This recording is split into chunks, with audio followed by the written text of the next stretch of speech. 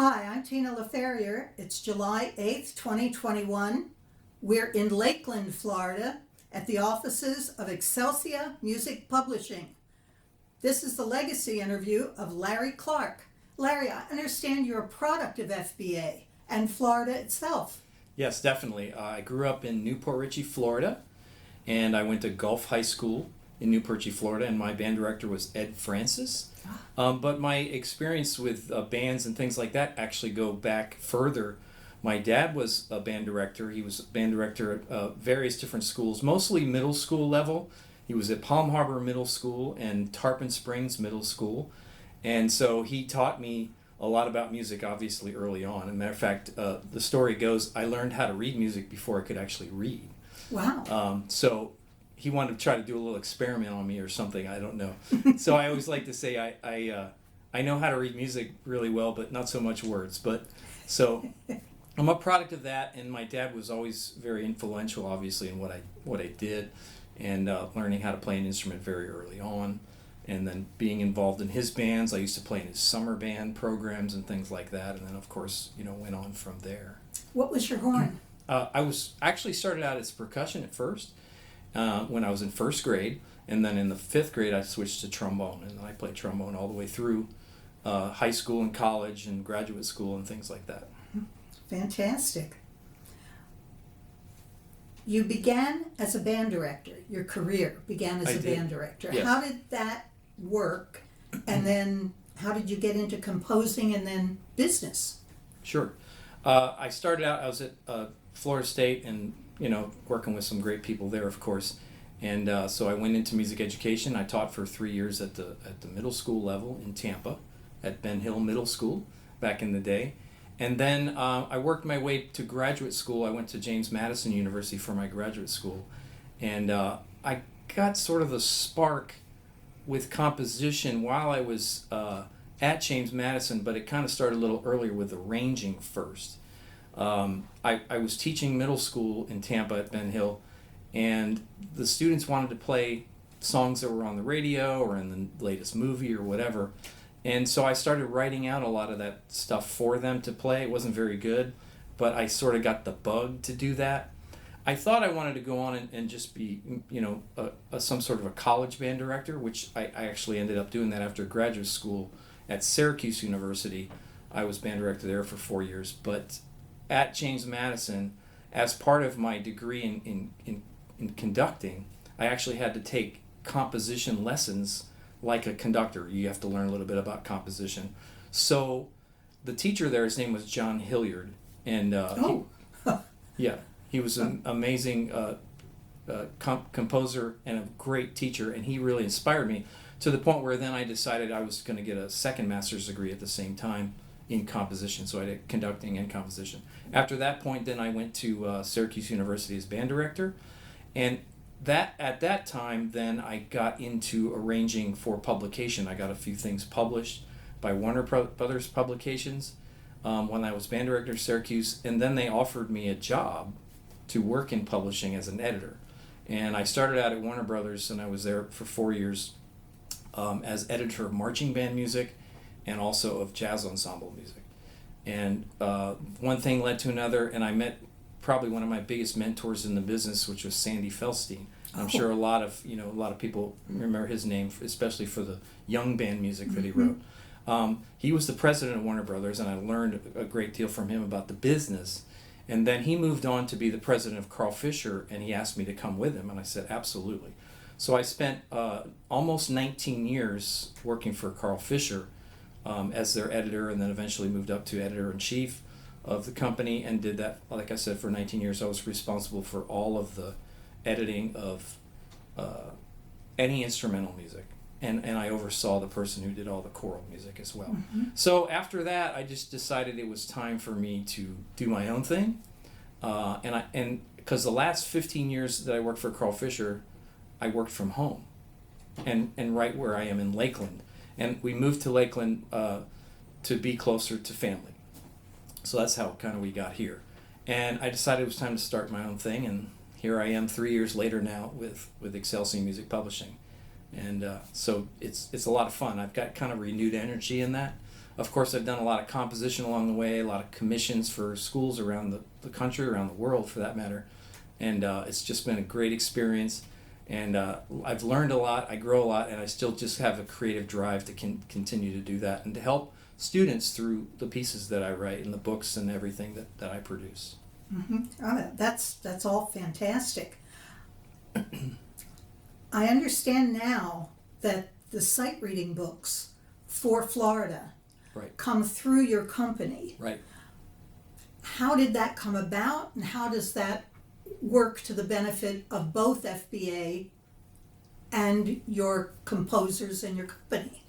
Well, it came about because at the time Jason Duckett was the president, and Jason and I go back. We actually were in a drum and bugle corps together. It's called Suncoast Sound, and I actually was teaching that group, and he was in it.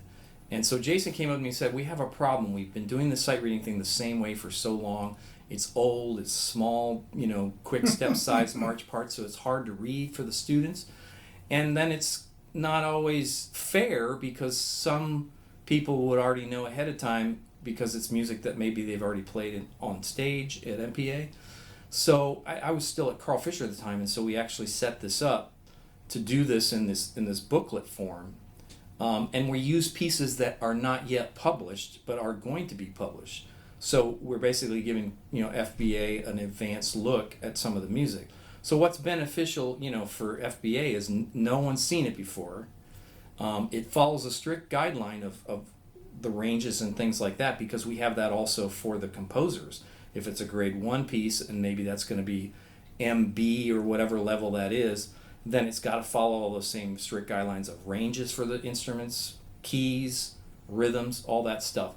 So then once we got that in place and put the booklets together, what we saw as an advantage for us as a company was that it's promoting all of that music to every band director that's at that level in Florida.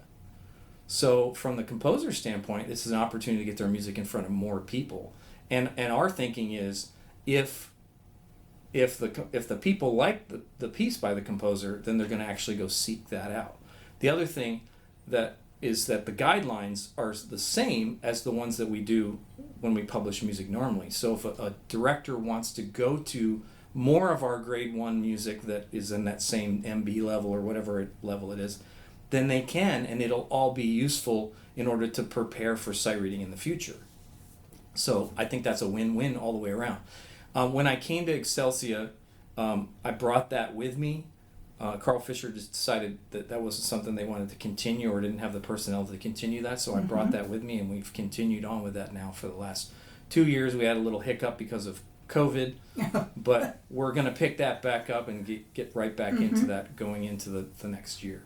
And every year we're tweaking it a little bit. We're coming up with a little bit better ways to do it based on the feedback we've gotten from the teachers. But by and large, the feedback has been amazingly positive, and it really is. They find it's a lot more educational for their students, and so I'm pretty proud of that how we put that together and worked with FBA to make that happen. Oh, that's great. Now you've talked a lot about middle school level, grade 1, grade 2.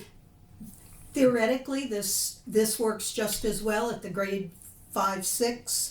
Absolutely. There's sight reading music in the booklet that goes all the way up through the A.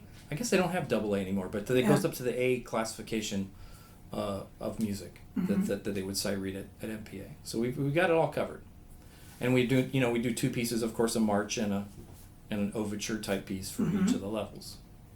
That's great. That's really great. You talked about some challenges you had as you blossomed from band director to composer to businessman. Mm-hmm. Was there anything particular that you thought was going to shoot you off in some other direction or prevent you from becoming? Well, I mean, when you're a composer, you write music and you hope people like it, and you hope that it's good. And I also like to tell young composers that first and foremost you have to write music for yourself.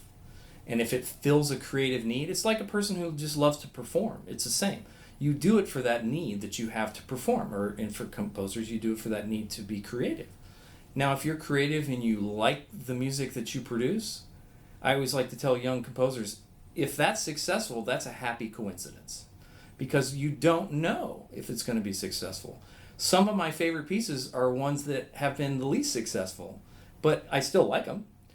So you continue to compose because you have to, and then, so that's the thing you have to overcome. How does a piece become successful? You think I would know that, but I really don't. Because there's been times where I've thought, another composer's piece, this is one of the best pieces I've heard in a long time. And then it doesn't go, it doesn't sell. So it's always a challenge, because you never know who it gets to, if it gets to the right person that's influential. Maybe it gets up to a prominent band director or a college band director who then wants to push that piece. And then, things go from there. And I don't know why I've had the success I've had. I just write music, and if people like it, I'm happy that they do. Well, I know I certainly do. I appreciate that. And I also have always found that even I've taught middle school and high school. Sure.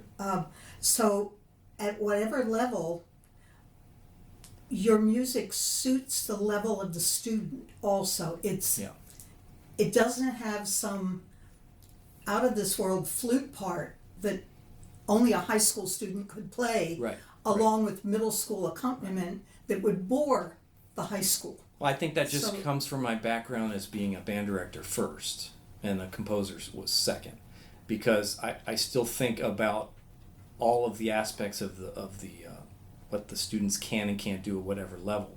I use an example. I was actually asked to write a commission for the 70th anniversary of the FSU summer music camps. And it's called Vires Ares Mores, which is the motto of Florida State.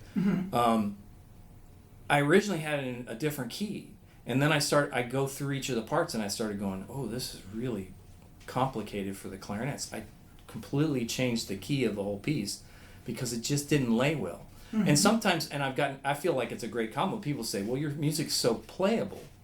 Well, good. Even if it's a difficult piece from a grade level standpoint, I still want it to be playable. And there's certain keys and certain things that work. If you're just writing in whatever key you want, it's very challenging. The clarinets have to play side keys or altissimo on the saxophones, or a lot of fifth position in trombone. It's not, that's not going to be helpful to the students. Of course, we want to expand their abilities, but we have to start where they are and then push the envelope from there. And I want students to have success. I'm all still about the education of it. And when I write a piece, especially if it's for students, I want them to enjoy doing it. I want them to love playing. And what I really love is when teachers come up to me and say, I hate you. I hate you. And I hate you because the students come up every day at school and say, they want to play that piece that you wrote again and again and again. They just want to play it over and over. And I'm like, great, because we all win. They get to play more. They want to keep the instrument on their face and keep practicing because they like that piece and they like that tune. And so to me that's very satisfying when people come up to me and say that the music is something that stimulates their students, that they get inspired to just continue to play. That's exciting. It's great. It's very I love exciting. it. What comes to you first? The harmonic progression, or the melody, or the vision? It's every piece is different. I would say by and large, generally, for me, it's melody, mainly because I am writing for students. Mostly, even if it's high school or even college, I want there to be something melodic that they can grasp, that they enjoy, that hooks them in, and the listener too. So I usually start with that, and then the harmonic stuff kind of comes out of that. But I've written pieces where I've come up with sort of a rhythmic pattern. I also depending on if it's a commission, it's for a specific purpose, so that might dictate the style of the piece. I've written, unfortunately, too many pieces for students who have passed away in band programs over the years, or teachers, or things like that. For example, a piece that was just put on the FBA list, the MPA list last year, is called Sleep My Child, which was written for Kevin Fry, who was band director and an orchestra director in Florida, who passed away. Right. So it's trying to come up with things like that too, but it's also about just getting something that's going to hook in the students. That's, to me, that's really important, and to me, that's melody. And I understand beyond band students and directors that you also have sometimes had composition interns, composer interns. How does that come about? Well, it's not necessarily that they're interns, like they're college students or whatever, but what happens usually is that people will submit music to me, whether that was at Warner Brothers or Carl Fischer or now at Excelcia, and we see some talent, especially if they're a young person. I see something in them that there's potential. And often what happens is somebody will send us a piece, and I'll say, we really like this piece, and it might be like, say, a grade 3 or grade 4, but we really want to see you write a grade 2 or a grade 1 piece. Can you send us something like that? And then if that person then can do that and be versatile at writing a more difficult piece as well as a young band piece, then we know we're in good shape. Try to guide them. One of the things that I feel very proud of is that I've try to help composers and guide them in their career so that they don't get burned out on just writing the same type of piece, the same grade level, always doing things the same way. I mean, I call them on if they write a piece that's a new piece, but it's got aspects that are similar to the old piece, that then they're going to get, band directors saying, well, they're just writing the same piece over again. I don't want that. They don't want that, because ultimately that's going to hurt their long-term success. So I tried to guide them, and also then make their catalog of music be as diverse as possible. Well, don't just write all grade 4s. Don't just write all marches. Don't just write all overtures. Don't just write all Christmas tunes. Write a little bit of everything, so that then you're expanding your own catalog. And then also don't come out with too many pieces all at once, especially at the same grade level, because then you're going to have the problem of competing with yourself. Because I mean, think about that. Because a band's not going to play 3 Larry Clark pieces on their program, and if they do, thank you, but I think that's a bad educationally also. I wouldn't suggest that you play 3 or 4 Mozarts on the same program, or Beethoven, or Holst, or Granger, or whatever. It's too much. It's not enough variety. So if you expand your catalog as a composer out, that's beneficial to that composer. So I'm always about guiding those younger students. As a sort of a point of reference, I'm on the composition contest committee, and I have been for 5, 6, I don't know how many years now. This is the first year we're actually going to publish. Well, it's actually already published. It's out. We're publishing a piece by the winner. And he's a 16-year-old student going into his junior year of high school. Does he have great potential? Absolutely. He's already sent us some other music, and we're working with him. We're trying to guide him along the path to be a better composer. And I don't know if that's just because I'm still a teacher at heart, because I'm still trying to teach kind of from a different angle. And so that's really important to me too, because if we develop good composers, that's good for everybody. It's good for the company. It's good for education. It's good for Florida bands to play good music. Really important. Does your catalog include ensembles and solos, orchestral, Yes, choral, all the above. mariachi? We don't have that yet. Okay, yet. I don't know that that's the direction, because that's certainly not an area that I'm that well versed in or whatever. But yes, choral. And Texas has that covered. Texas that's very big there. But Texas is a very important state for us to sell music in too. But choral, band, orchestra, solos, ensembles. Yeah, for sure, all of the above. All the things that teachers would need at whatever educational circumstance throughout the year. That's just so exciting. You mentioned a few people that were strongly influential to you. Are there others you would like to talk about? Well, if I talk about people just through my schooling and things like that, for example, in this state everybody knows Dr. Bentley Schellhammer and James Croft. They were influential to me at Florida State when I was an undergraduate there. Dr. Schellerhammer was very supportive and actually was very influential in me getting the college job at Syracuse, because the director of bands at that time there was Bob Spradling, who's also another Florida person. And he was very good friends with Dr. Schellerhammer, and so one thing leads to another. Connections is very important in any business, but especially in the music business. The person who basically helped me get my first arrangements published was my mentor teacher at James Madison, Dr. Pat Rooney, and he was very influential because he played my arrangements with the band at James Madison, which was a hugely popular marching band back in the 90s, in the late 80s and 90s especially.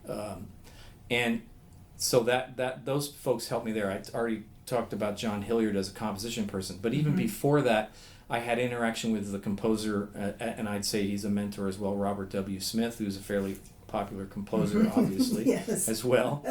Worked with him along the way when I was doing the drum and bugle corps that I mentioned before. And it's just along the way I've always had all these people that have sort of guided me. Sandy Feldstein, very influential, very important to my success, certainly in the business world, as well as publishing and stuff like that. So, And I find it heartwarming that you're now passing on that touching of lives sure. and guidance to the next generation. I'm still a teacher at heart. Yeah, that's which is why you're good at what you do. So now we come to the heart of the interview. Okay. And the heart of the interview is words of wisdom and advice to young directors, future directors. And we can include, you've done some with composers. Yes. Let's talk directors right now. Yeah, today it gets harder and harder to be a band director today, with all the changes in how education is done and all of just everything, more testing. I see that's just being a struggle, especially for young students. Again, I think it's just about bringing your passion to music. If that's what you love to do, you got to find a way to do that. It's also really important that you focus on the moments that you have when you're actually teaching those students about music and rehearsing your group. That is the treasure. That's the time. Don't let anybody ever get in the way of that, because a teacher today, probably 10% of their day is actually teaching music, working with music, and there's all the other stuff of fundraising and administrative duties that you have to do, and collecting permission forms for the next field trip or whatever that might be. You've got to find a way to take care of that stuff, because organization is important, but you have to find a way to make those moments when you actually get to interact with those students and pull the passion out of them, the music out of them, that you don't take that for granted ever. And unfortunately, I go in a lot of classrooms because they ask me to come work with one of my pieces, and I see sometimes that it's just sort of routine. They kind of go through the motions. No, never. It's always got to be 100% as intense and as passionate, and trying to share your love for music. Because if you don't love music, with all the other junk you have to do as a teacher, it's really not worth doing unless you love doing it. So if you don't bring that to the table, then maybe being a band director is not the right thing, or a composer, or anybody else in music. We love music, folks that are in it, and that has to translate to the students. And if you show that in that little nugget of time that you have, that's going to make a huge difference in the lives of those students. I really believe that. That is great advice. Great advice. In your career, you've made many leaps of faith to become a director, to leave directing, to try writing, to make a living at writing, to get into business. Why have you been able to be successful doing those things? Well, I guess I don't think of it necessarily as success or that one. I think of it as one thing led to another, and the old saying, when God closes the door, He opens the window, or that sort of thing. It you never really know, because I just really went to college and thought, I'm just going to be a a middle school or high school band director, and that's going to be my career. But it didn't work out that way in a positive way because opportunities led to other opportunities. So you just have to sort of see those and take them when they come. The other thing that I just think is very important, you just have to sort of listen to your inner voice about when is it time. I mean, I could have jumped off and done my own company sooner. I just didn't think it was time yet. I was in a position in my life where my children were still little. I didn't think it was time. Now they're older, college age or beyond, and so it felt like it was either now do my own publishing company or not at all. Mm-hmm. So it just felt like it was the right time to do that.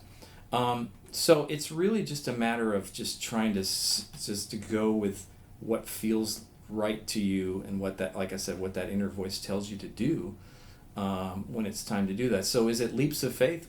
Yeah, I guess so. But it's really a matter of just making sure that when you make that decision to jump, that you make it the right decision. I tell kids this all the time. They're getting ready to go to college and say, what college should I go to? It doesn't matter. Whatever college you choose to go to, you make it the best decision by how you operate once you make that decision and once you get there. Because there's going to be good and bad things in whatever we do in life.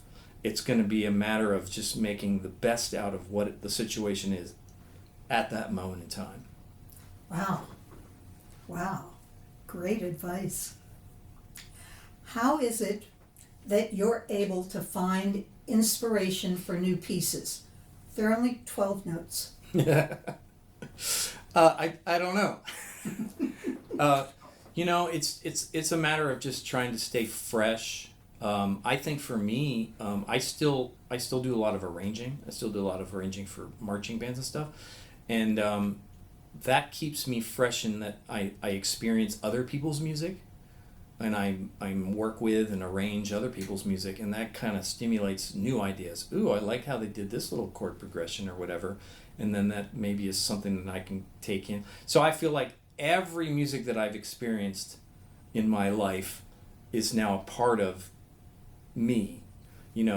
This person's a little bit of that, a little bit of this. So I'm an amalgamation, as a composer should be, an amalgamation of all of the experiences you've had in all the different types of music that you've been involved in. So to me, that's how I stay fresh, is I arrange other people's music, and then that stimulates other ideas of how I can do that. Now, it gets harder and harder, especially when we're talking about the lower grade level music. Like every year I do at least one piece that's the first 6 notes of the B-flat mm-hmm. scale. Whew. What haven't I done? I've been doing this for 26 years. What haven't I done already using the first 6 notes? I don't know, but I got to figure out how to do that. And to me, that's also the challenge, because I always go back to the Stravinsky quote that he said, "The more limited, the more free."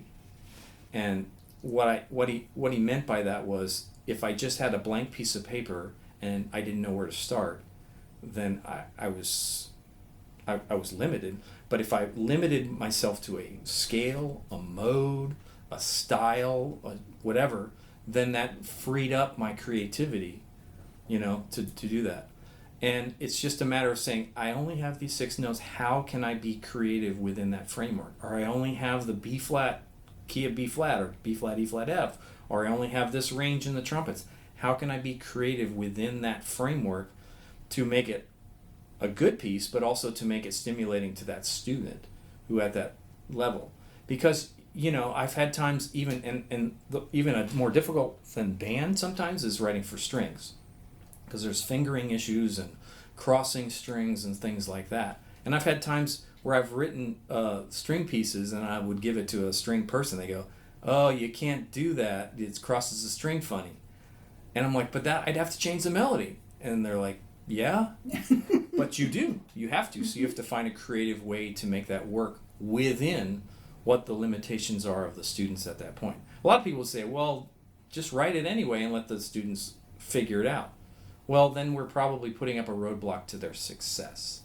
So I think it's really important for you to be creative within the framework of what it is, and that, like Stravinsky said, the more limited, the more free.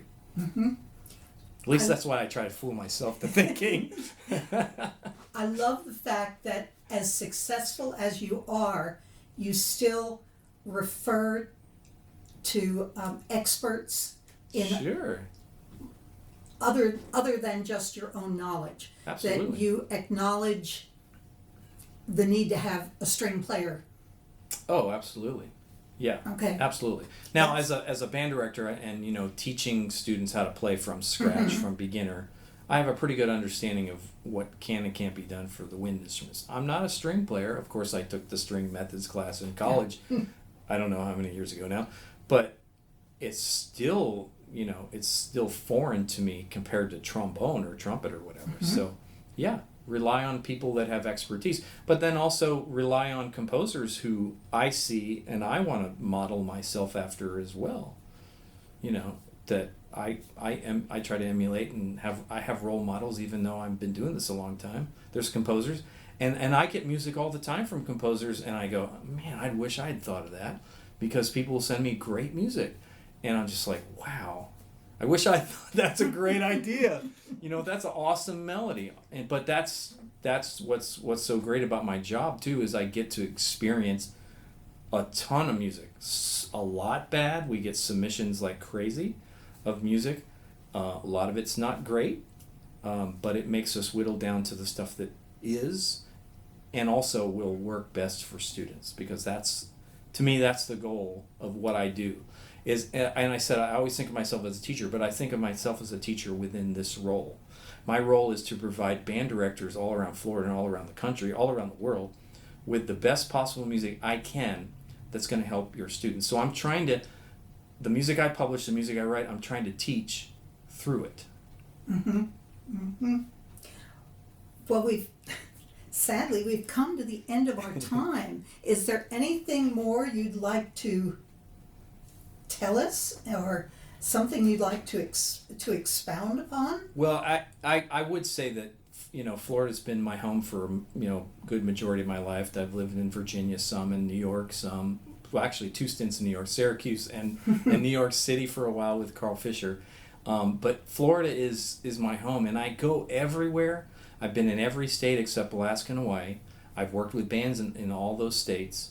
I can tell you that Florida bands are as good as they are anywhere. And what I also find, you know, is that the states with the strong education and strong association, like Florida Bandmasters, is the reason why bands are good in Florida. There's a level of accountability. There's a level of camaraderie. I've been in places where people don't work together for the betterment of their own programs, and don't want you to come in their band rooms to help them. Whereas my experience when I started teaching in Tampa was everybody helped everybody. Hey, you come over and work my band before MPA, I'll come over and work your band.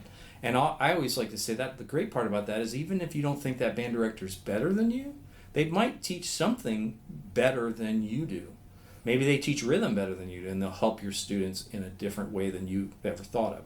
So the camaraderie of that, I've always just been so happy about. And I hope that Florida Bandmasters will continue to keep that continue to have that collegiality where we work together for one purpose, and that's to make the students love music, love band, and just really enjoy what they're doing, and just share the passion of music, just, you know, on and on and on and on. And so that's been the great part of my career. Thank you so much for sharing your thoughts and sharing your time. Thank you. And it's time to say goodbye. Goodbye. Thank you.